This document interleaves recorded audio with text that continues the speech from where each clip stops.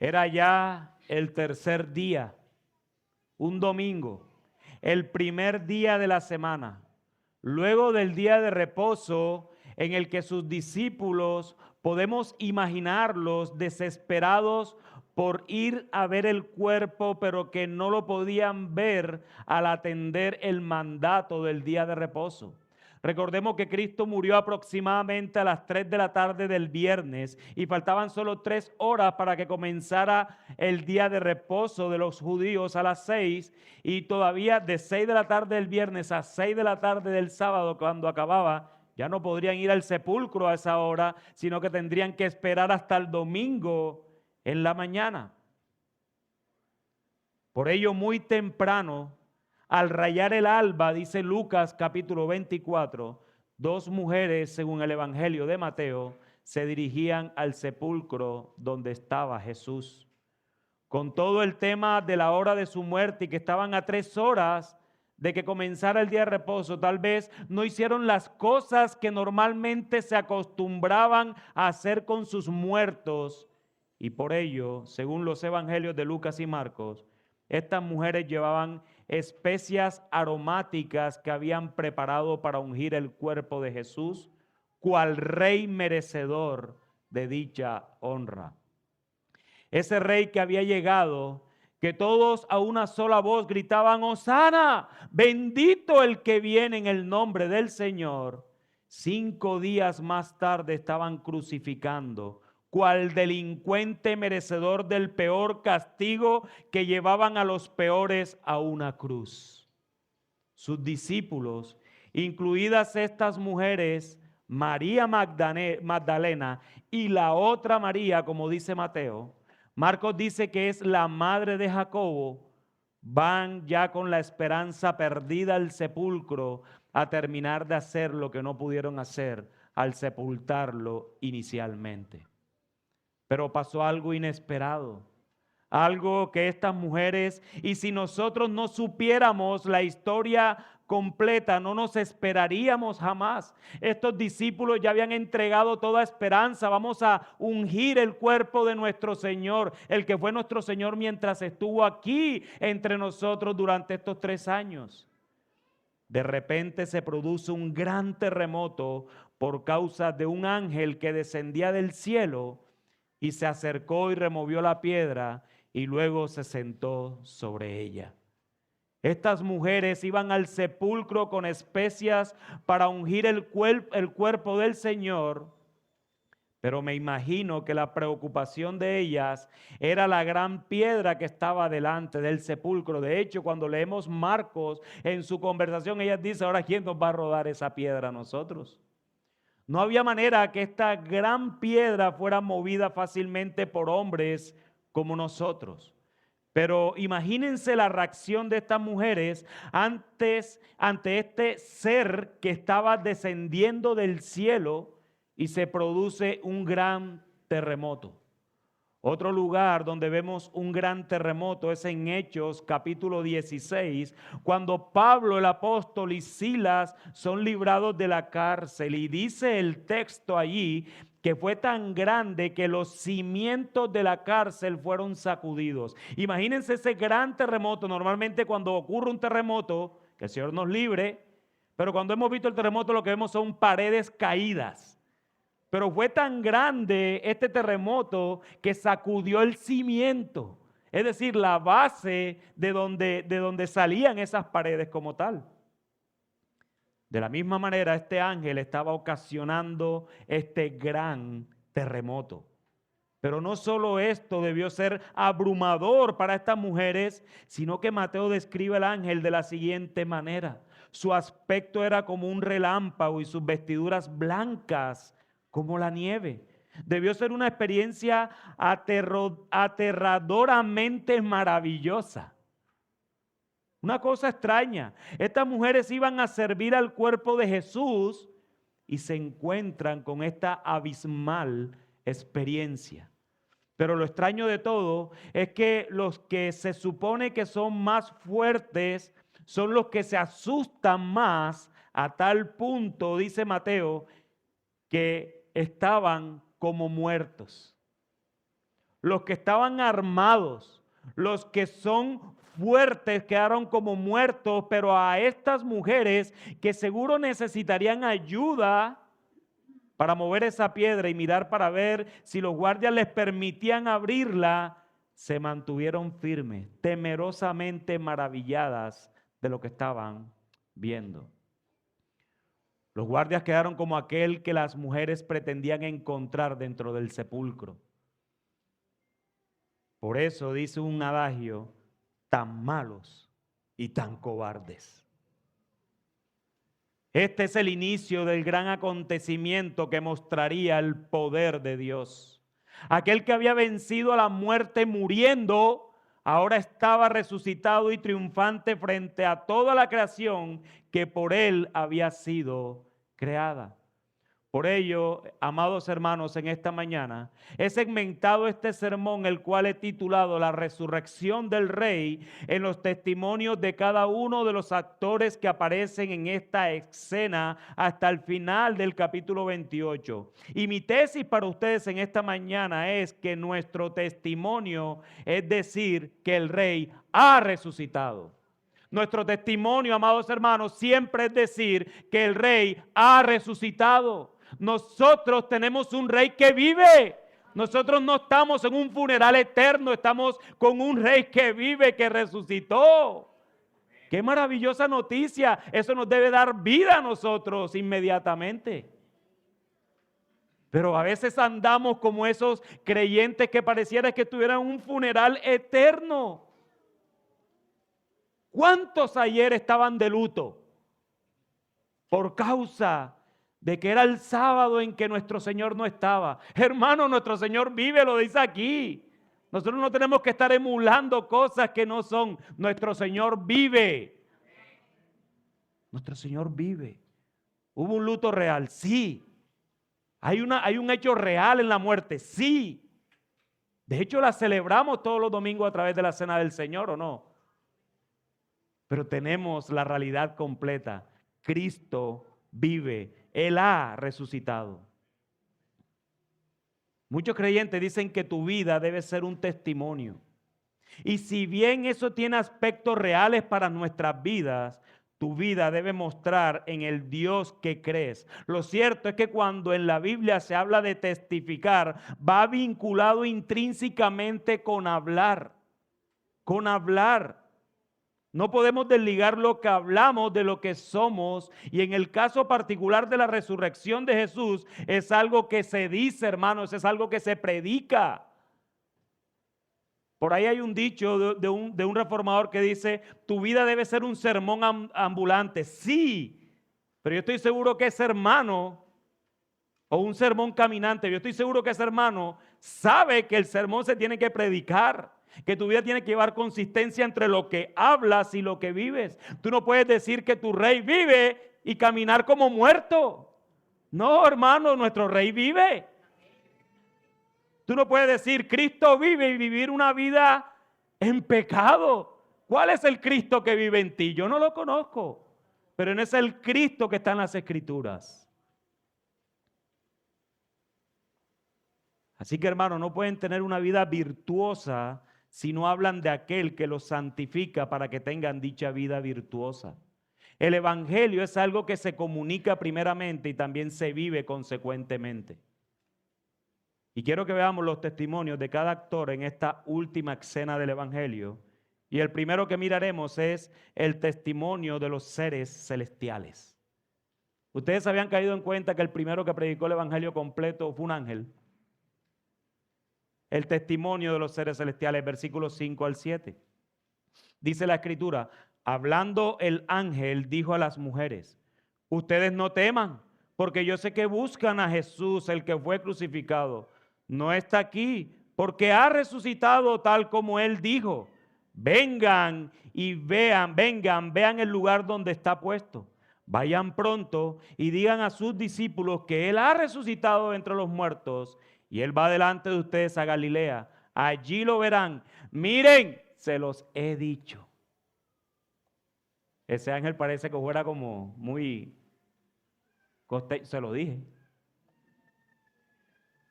Si hay algo que el ángel sabía, es que María Magdalena y la otra María tenían temor. Pero pastores o pastoreó sus corazones directamente desde los cielos, diciéndoles que no teman, porque él sabía que estaban buscando a Jesús, al que fue crucificado. Y es el primer testimonio de Jesús que vemos aquí. Es la primera predicación del evangelio directamente desde los cielos al corazón de María y de la otra María. Unos corazones que seguramente hasta ese momento, aparte de temerosos, tal vez se sentían desolados porque aquel en quien habían confiado estaba muerto. Eran corazones que tal vez estaban buscando respuestas a lo recientemente ocurrido. Y de repente este ser celestial da la noticia más extraordinaria que cualquier discípulo de Cristo necesitaba escuchar en ese momento. No está aquí porque ha resucitado tal como él dijo. El ángel le estaba diciendo a estas mujeres lo que Jesús ya les había dicho, que resucitaría. Pero una cosa es escucharlo y otra cosa es creerlo, hermanos. Por eso el ángel les dice que vean el lugar donde estaba puesto. Amados, ese gran terremoto no sucedió, escuchen bien, ese gran terremoto no sucedió para que Jesús saliera del sepulcro, tal como Pablo y Silas salieron de la cárcel. No, ese gran terremoto que sucedió es para que los testigos, nosotros, pudiéramos entrar al sepulcro y mirar que la tumba está vacía. La muerte no lo pudo retener. La piedra no fue quitada por Jesús. La piedra fue quitada por nosotros para que entráramos a la tumba. Otro texto más adelante, el otro evangelio nos dice que Jesús, estando sus discípulos encerrados, él se apareció en la mitad de ellos. ¿Tú crees que a Jesús lo retenía una piedra? Al gran rey poderoso que había hecho tantos milagros cuando estuvo caminando con sus discípulos, ¿lo iba a retener una piedrecita? No, hermanos, esa piedra fue quitada para ti y para mí. No fue para Jesús. Jesús no necesita que le abras tu corazón, amigo. Él lo hace si es lo que quiere y luego tú respondes porque Él ya lo hizo. La piedra fue quitada para nosotros y no para Jesús.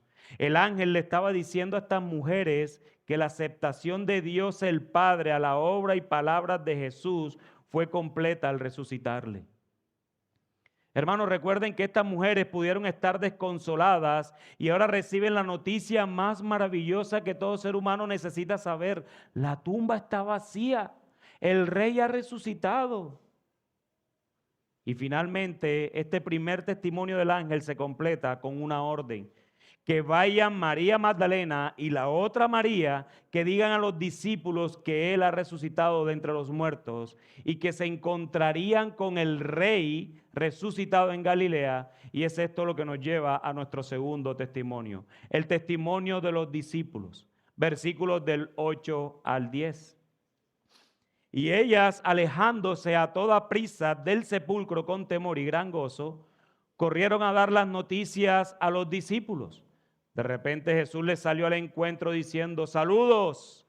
Y ellas, acercándose, abrazaron sus pies y lo adoraron. Entonces Jesús les dijo: no teman, vayan, avisen a mis hermanos que vayan a Galilea y allí me verán.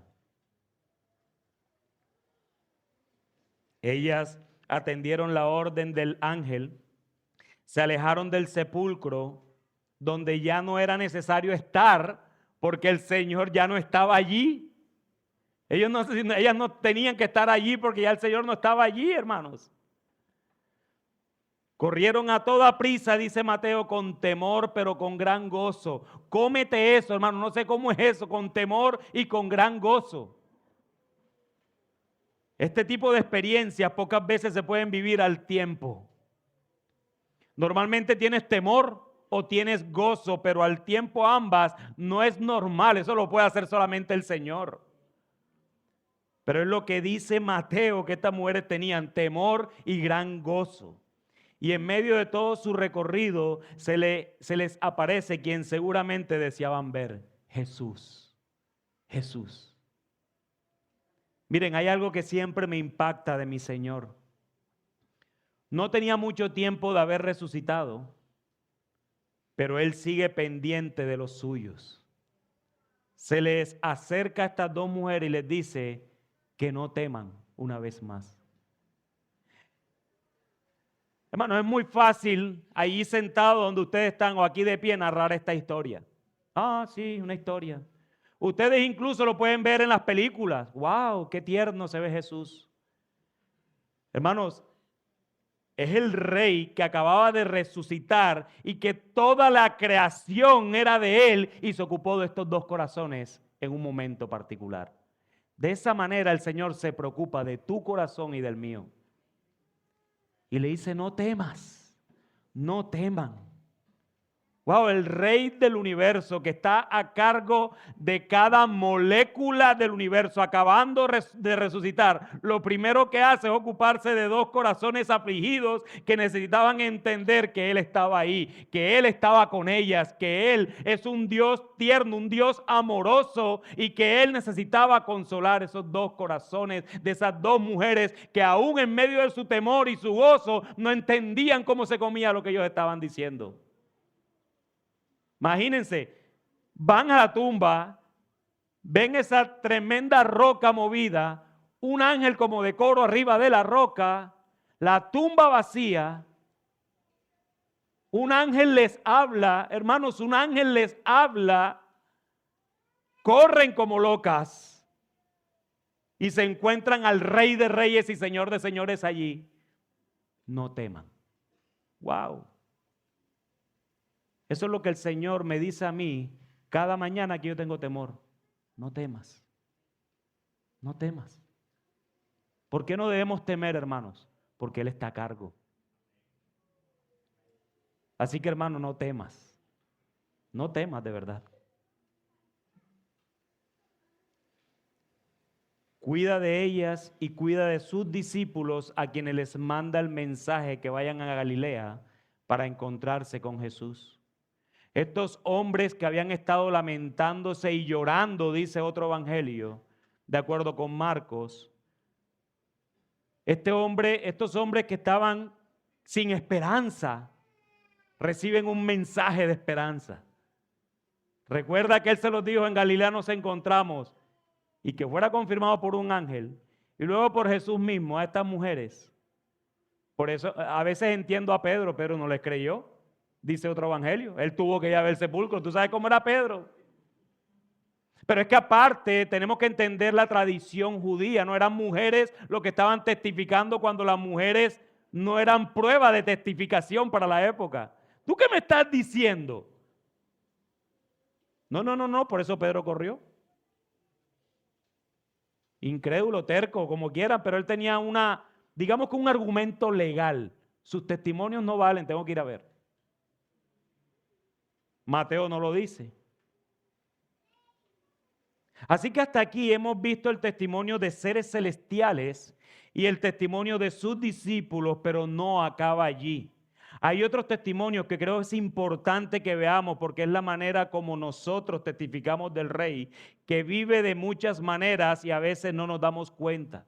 Y esto nos lleva al tercer testimonio, el testimonio de los incrédulos. ¿Quiénes eran los incrédulos en ese acto? Los guardias. ¿Qué nos dice el versículo 11? Mientras ellas iban, algunos de la guardia fueron a la ciudad e informaron a los principales sacerdotes de todo lo que había sucedido. Hermanos, en el mismo momento que María Magdalena y la otra María iban camino a dar las buenas nuevas a los discípulos desconsolados, otros estaban testificando por el otro lado de la ciudad a los principales sacerdotes de todo lo que había sucedido. Tal vez María iba dando las buenas nuevas, pero para estos sacerdotes de buena no tenía nada esas noticias. Estos hombres de la guardia, a pesar de lo que habían visto, que fueron testigos del terremoto, que vieron a ese ángel como relámpago y ropas como nieve, evidenciando la pureza de la habitación de Dios en los cielos, y que además al ver adentro no había ningún cuerpo, de verdad que es increíble creer que sus corazones no fueron conmovidos. ¿Y sabes a qué detalle a veces no nosotros asumimos. Lean un momentico en el capítulo 27. Y a mí esto, e incluso el viernes que estábamos aquí, yo me puse a leer esto otra vez y decía, wow, esto explotó mi cabeza. Miren de lo que también los guardias han podido ser testigos y no lo dijeron y no creyeron. Dice el versículo 54, perdón, en el 51. En ese momento el velo del templo se rasgó en dos. Está hablando en el momento en que Cristo ha muerto, ¿verdad? El viernes.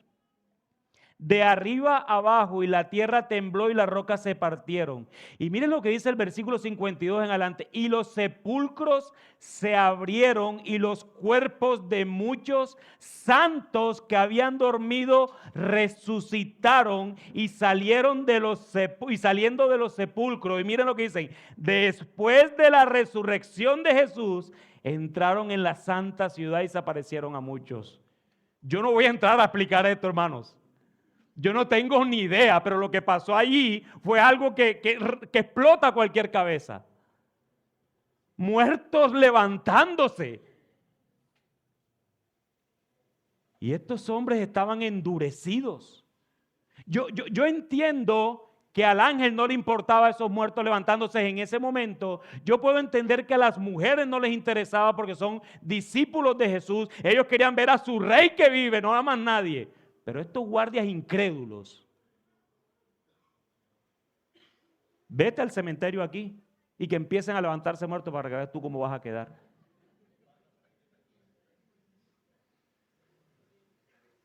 Mano, eso habla de la dureza de los corazones, en serio. Mano, y tú te ríes, pero de verdad en muchas situaciones estamos igual de endurecidos que estos hombres. Cuando no queremos que el rey viva, queremos vivir nosotros. Pero dice la escritura que ellos testificaron lo que pasó y es probable que hayan dicho eso también. Oye, se levantaron muertos allá, ¿vieron? Esto debió ser también suficiente para los principales sacerdotes y poder caer de rodillas delante del cielo y pedir perdón al Dios de gloria. Si le dicen los discípulos, está bien. Puede que estos sean unos fanáticos seguidores de un hombre que ha muerto y que al final no los salvó de nada. Si viene Pedro a decirme esto a los principales sacerdotes, ve Pedro con tu mentira, pero eran incrédulos lo que le estaban diciendo a estos sacerdotes, a los dueños, y lo pongo entre comillas, a los dueños de la fe, de la religiosidad de la época, a los que todo el mundo respetaba por lo que creían. Se lo dijeron incrédulos, personas que ni siquiera están asociados a la fe. Recuerden quiénes eran, eran soldados romanos, paganos e incrédulos que habían quedado como muertos ante lo que presenciaron. Tuvo que haber sido impactante lo que estos hombres habían visto, pero quedó como un evento sobrenatural que no afectó sus pasiones que ya estaban desordenadas. Hay muchas personas que han sido evidentes o que han evidenciado el poder de Dios de algunas maneras que aún los creyentes ni siquiera hemos vivido. Y cuando algo de esto les pasa, lo primero que dicen es que ya van a cambiar, que van a caminar con el Señor, que se volverán fieles y tan pronto pasa la emoción, vuelven al mismo lugar donde estaban y que saben que no agrada al Señor. ¿Cuántas personas ustedes han conocido que se salvan físicamente de algo? Ahora sí, esta es mi hora, voy a caminar con el Señor. Y hasta te salen con teología, el Señor me está llamando. Pero con dolor, tiempo después, tú los ves alejándose una vez más. No era el Dios de gloria, Él mismo era su Dios. Por ello hay que tener cuidado con las emociones. No dejarse dominar por ellas, sino vivir emocionalmente bíblico delante del Dios Santo que nos ha salvado.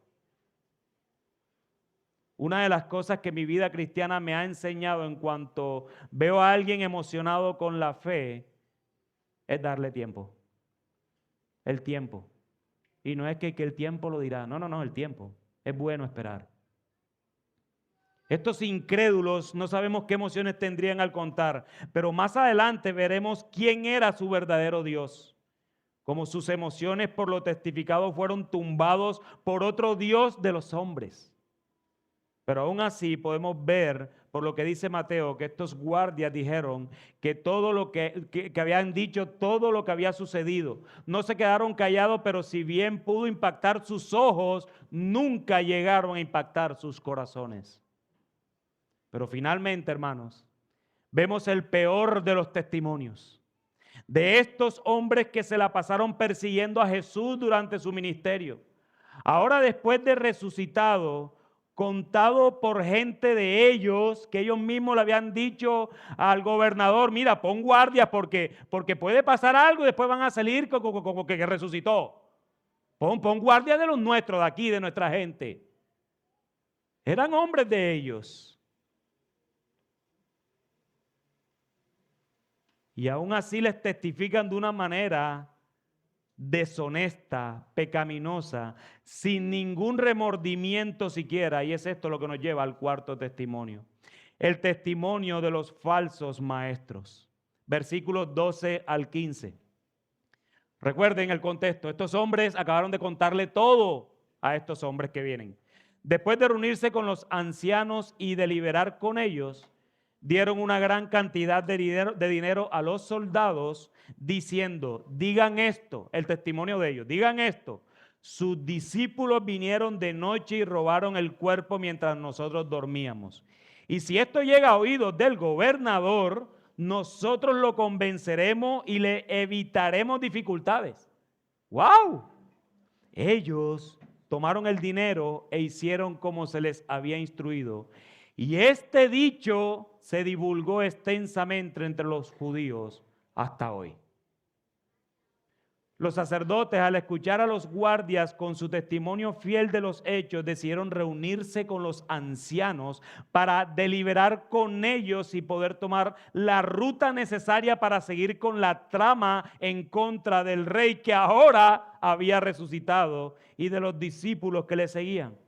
Y la deliberación después de dicha reunión fue la siguiente. En primer lugar, darles dinero. Mire, tomen, ¿verdad? Gracias por la información. Ustedes no saben la colaboración que ustedes tienen con nosotros. Muchas gracias. Colabórenme. En segundo lugar, la orden de decir que sus discípulos vinieron de noche y robaron el cuerpo mientras nosotros dormíamos. Tremendo. Y miren, y en tercer lugar, si esto les trae problemas con el jefe, nosotros nos encargamos. Tú no te preocupes, tú estás seguro. Toma tu billete y písate.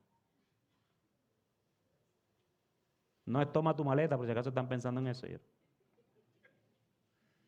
Y arrepiéntanse. Pero el punto es que, recuerden, estos soldados son romanos. Se supone que están frente a los hombres que saben de la fe y le están diciendo mientan.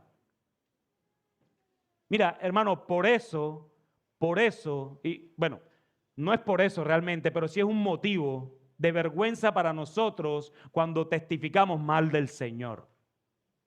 Y sobre todo en frente de incrédulos. Pero claro, estos hombres, los de la fe, los que se sabían toda la escritura, todos los libros de Dios, le estaban diciendo, no mientan. Diga que se lo robaron, que seguramente eso fue lo que pasó. Y si tienen problemas con su jefe, no se preocupen que nosotros nos encargamos. Eso es tremendo, hermanos. De verdad, hay que ver el corazón endurecido de aquellos hombres que se creían los más puros de todos. Eran los sacerdotes, los líderes de la religión de la época, los moralmente inigualables delante de la sociedad. ¿Recuerden ese fariseo orando? Gracias, Señor, porque no soy como ese publicano. Los moralmente inigualables, los inalcanzables. Y verlos cómo mentían y compraban testimonios descaradamente, eso avergonzaba al Dios que ellos decían creer. Pero Dios, hermanos, estaba a cargo, aún del endurecimiento de estos sacerdotes. Hubo un ángel que dijo que Jesús había resucitado. Luego 2 mujeres diciendo que Jesús había resucitado. También los incrédulos diciendo que Jesús había resucitado. Pero los hombres a cargo de la religión y la moral dijeron, se robaron el cuerpo. Se robaron el cuerpo. Estos líderes religiosos tenían un poder increíble sobre las personas a tal punto que se regó la noticia de manera extensa por todos los judíos. ¿Escucharon todo esto, hermano? Esta persona era influenciable. Quien empezó para que crucificaran a Jesús fueron los sacerdotes diciendo al pueblo, cojan a Barrabás, no cojan a Jesús, que sea crucificado. La influencia de estos hombres, la alcurnia de la religión, era imparable. Ese es el contexto que Dios mismo tiene en ese momento. Pero Dios, el Dios de gloria, el Dios de toda gracia, el Dios poderoso, utilizó hombres que tal vez no tenían nada que dar, hombres perseguidos, para que aún la noticia de que el rey había resucitado se extendiera mucho más que a los judíos. Por eso tú y yo hoy celebramos esto, porque Dios en su poder se perfeccionó en la debilidad de esos 12 discípulos, y hoy tú y yo podemos decir aquí, 2000 años después, Cristo vive. Cristo no está muerto, hermanos. El cuerpo no fue robado, Él resucitó. 12 miserables hombres como tú y como yo, versus toda la alcurnia de la religión. Pero el poder de Dios estaba allí. ¿Saben por qué? Versículos 16 al 20. Pero los 11 discípulos se fueron a Galilea, al monte que Jesús les había señalado. Cuando lo vieron, lo adoraron, pero algunos dudaron. Acercándose Jesús les dijo, toda autoridad me ha sido dada en el cielo y en la tierra. Vayan pues y hagan discípulos de todas las naciones, bautizándolos en el nombre del Padre y del Hijo y del Espíritu Santo, enseñándoles a guardar todo lo que les he mandado. Y recuerden, yo estoy con ustedes todos los días hasta el fin del mundo. ¡Wow! Hermano, yo me podría ir a sentar ya, hermanos. 11 hombres contra el mundo existente en ese momento. 11 hombres que no tenían ningún poder, ninguna autoridad sobre nada, pero que sin embargo testificarían de aquel que sí tiene toda la autoridad sobre el cielo y la tierra. Los líderes religiosos tenían cierta autoridad, cierta influencia, pero los 11 hombres que Jesús citó en Galilea tenían el poder del Dios encarnado para predicar a las naciones que el Rey ha resucitado. Ya no solo es a los judíos, que fue lo que hicieron estos líderes religiosos. No, estos 11 hombres sin poder alguno influenciaron al mundo existente en ese momento, porque detrás de ellos estaban quien tenía la autoridad sobre los cielos y la tierra. El poder que nosotros tenemos al predicar, hermanos, no es un poder de mis frutos o de mi propia convicción, o que yo te aterre porque estoy convencido de lo que te estoy diciendo. Si el Señor obra en tu corazón, es el poder de Él el que está obrando, no yo. Yo simplemente soy un heraldo, soy un miserable como estos 11 hombres. De hecho, estos eran apóstoles, ni siquiera yo. Pero qué descanso, que es el mismo poder que hoy sigue, hermanos, reviviendo muertos. El Cristo resucitado tiene toda la potestad para cambiar corazones a través del testimonio de los apóstoles diciendo, el Rey ha resucitado. Vemos a través del libro de los Hechos cómo muchas conversiones se dieron. Muchas iglesias plantadas solo porque el Rey ha resucitado. Esa es la noticia que necesitaba la madre sin hijo, el hijo sin madre, el pobre, el rico, el enfermo, el sano. Todos necesitaban escuchar que la única esperanza en vida o muerte, como lo acabamos de cantar, es que Cristo ha resucitado, y si creían en Él, entonces resucitarían ellos en el último día. Ese es el evangelio, amados hermanos.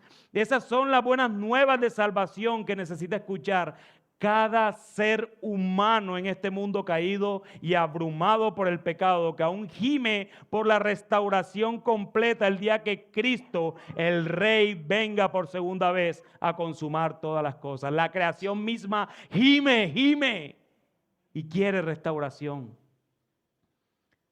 Amados hermanos, y desde hace 2000 años hasta hoy, sigue siendo lo mismo.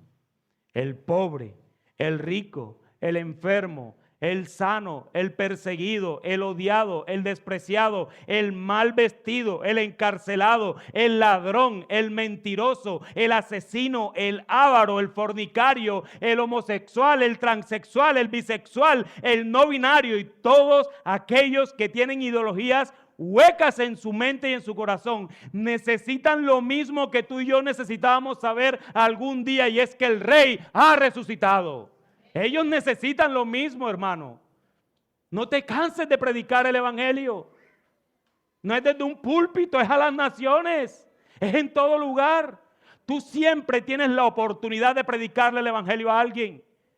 No, yo no creo que el Señor pueda. Entonces, ¿cuál es el Cristo que tú crees? Porque yo creo un Cristo que está vivo y triunfante. Yo no sé en cuál tú crees.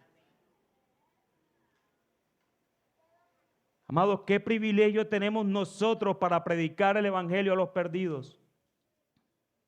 Qué hermosa noticia para personas que creen que tienen esperanza, pero tú y yo sabemos que no la tienen fuera de Cristo.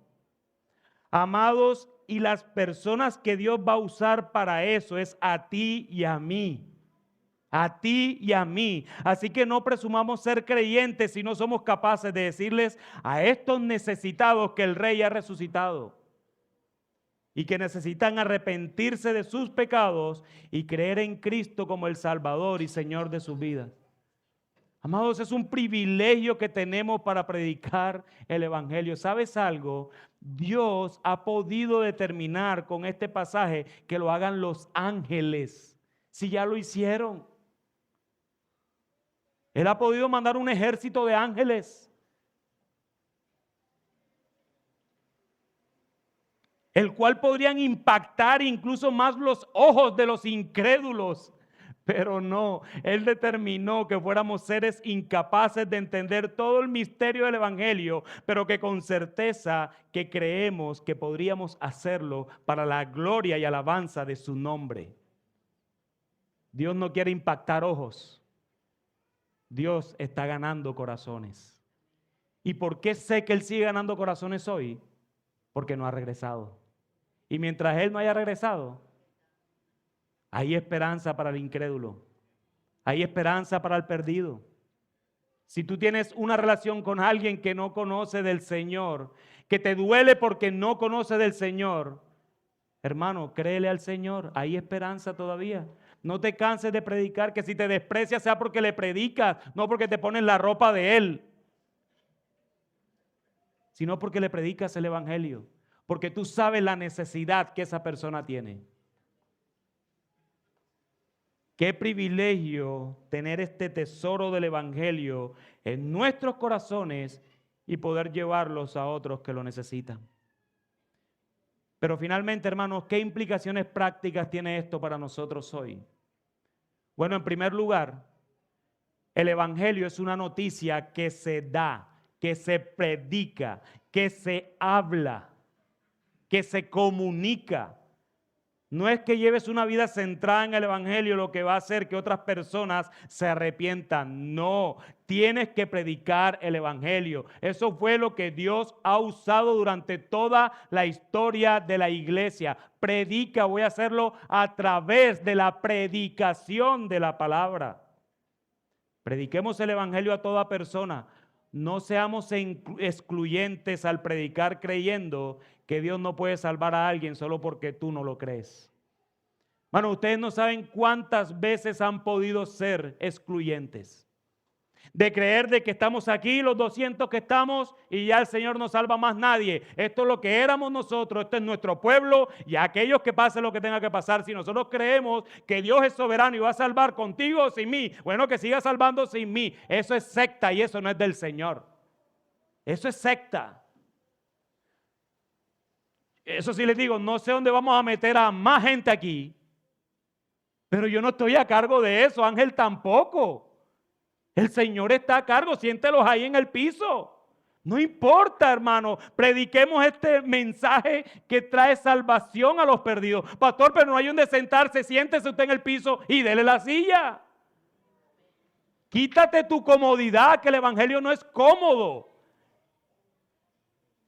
Hermano, Jesús descendió a incomodarse. El Rey de Gloria, el que estaba sentado en el trono, cuando tú lees Filipenses capítulo 2, ¿qué hace? Descendió por nosotros, se incomodó por nosotros. Ahora que yo no me incomode por una persona que sepa que necesita el evangelio. ¿Dónde está el amor al prójimo? En tercer lugar, predica al Rey resucitado y no a un muerto. Tú no vas a predicar un funeral. Muchos creyentes no creen lo que están predicando, no tienen convicción arraigada en sus corazones, dudan de que Cristo resucitó. Muchos viven aún de luto espiritual a pesar de que dicen otra cosa. Sé consecuente entre lo que dices y lo que eres. Tú tienes que vivir una vida de gozo, hermano. Independientemente de la situación donde tú estés, tú tienes que andar en gozo. Y andar en gozo no es estar bailando, eso no tiene nada que ver con el gozo. Un gozo de corazón. Que en la necesidad o en la prosperidad yo puedo decir, mi Cristo vive. ¿Quién aquí no ha pasado necesidades? Que alce su mano para pegármele. ¿Quién aquí no ha tenido tiempos de prosperidad? Mire, yo me atrevo a decir que todos, sin lugar a dudas, han tenido tiempos de prosperidad. Yo no estoy hablando de millones, estoy hablando de prosperidad. Prosperidad espiritual, prosperidad si ya tuviste más arroz en tu casa que otros días. Eso es prosperidad, hermanos. Pero no importa en la circunstancia que tú estés, el gozo nuestro es indecible, porque el gozo no depende de la circunstancia, el gozo depende de que Cristo resucitó. Y Él sigue vivo, Él está vivo. Y por eso nosotros tenemos la gran esperanza que el último día viviremos. En cuarto lugar, predica con temor y con gozo.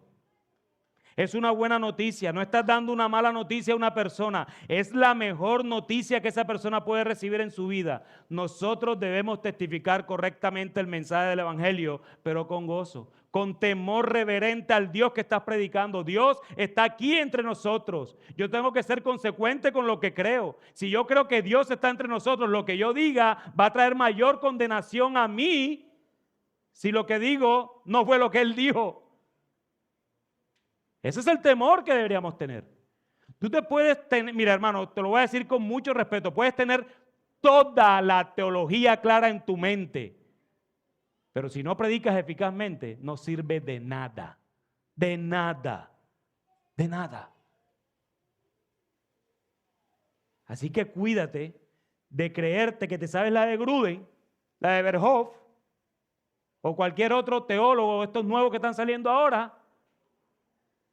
Pero tu vida lo que muestra es una vida fría, dura, soberbia, orgullosa.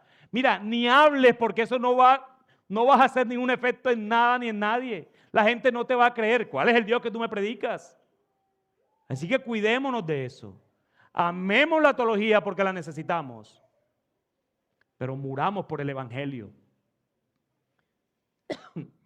Y en quinto lugar, predicamos al Rey que vive y esperamos con ansias espirituales a que vuelva algún día por nosotros, pero mientras ese día llega, anhelamos seguir sirviendo en su reino con los dones que el mismo Dios nos ha dado para su gloria.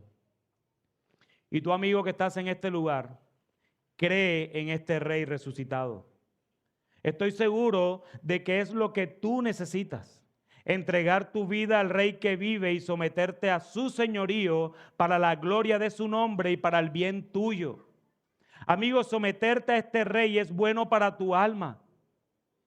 Tengo que advertirte que no seas como los guardias que se quedaron como muertos al ver la realidad y el poder de la resurrección de Jesús, pero que minutos más tarde se habían entregado al placer y se dejaron comprar por dinero. Amigo, tú estás en este lugar Y tal vez no has visto lo sobrenatural del evento de la resurrección de nuestro Rey. Tal vez no ha pasado un terremoto en este lugar. Tal vez no has visto un ángel que aparezca, un relámpago y moviéndose una piedra inmensa. Tal vez no ves que este techo, lo único que estás viendo es esa lámpara que titilea. Tal vez no la has visto y lo más seguro que pasa es que en tu vida jamás lo veas. Pero ¿sabes algo?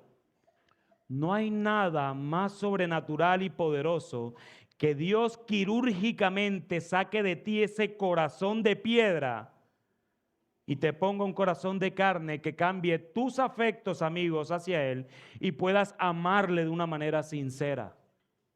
Tal vez en tu silla no ves nada de bueno en eso, pero créeme, y te lo digo desde mi propia vida, es mejor que cualquier evento sobrenatural que quiera pasar en este mundo.